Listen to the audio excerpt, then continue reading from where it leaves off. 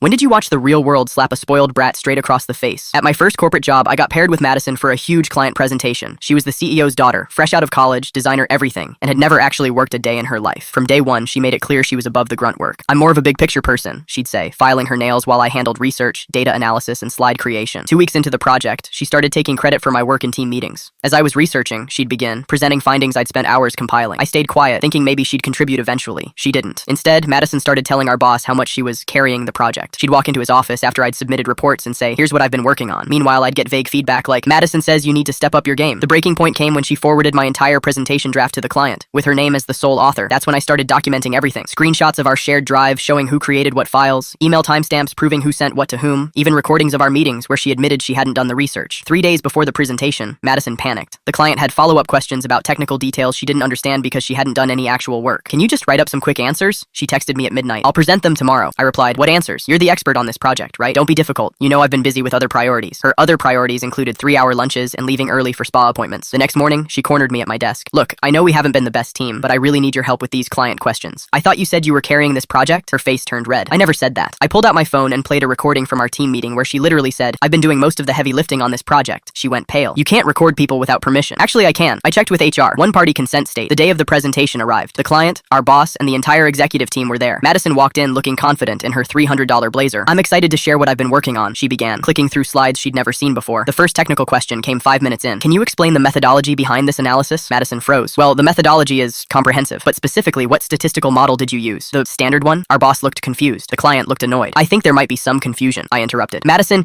didn't you say yesterday that you weren't familiar with the technical details?" She shot me a death glare.